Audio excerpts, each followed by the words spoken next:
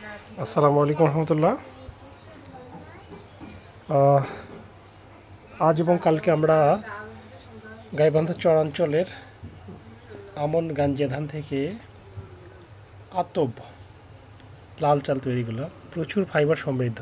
লাল চালগুলো অসাধারণ হয়েছে। এবারে চালগুলো ভাঙিনি বললেই চলে এবং চালগুলো লাল চাল সিদ্ধগুলোতে ফাইবার বেশি থাকে, কিন্তু এই চালগুলোতে এবার আতপ চালগুলোতে প্রচুর ফাইবার রয়েছে এবং আমি খেয়েছি, এমনি ডিরেক্ট চাল খেয়েছি এবং চালগুলো খুবই সুস্বাদু।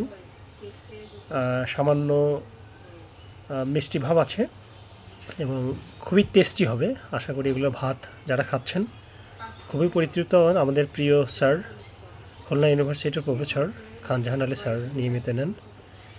এছাড়া আমাদের সামজাদ স্যার আছেন, এছাড়া চয়ন স্যার আছেন যাত্রাবাড়ি থেকে।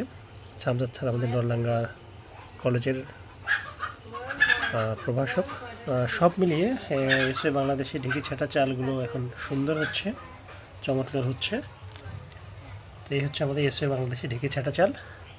আপনারা পরিতৃপ্ত সহকারে খাবেন, সুস্থ থাকবেন, ইনশাল্লাহ ভালো থাকবেন, এই কামনা সবসময়।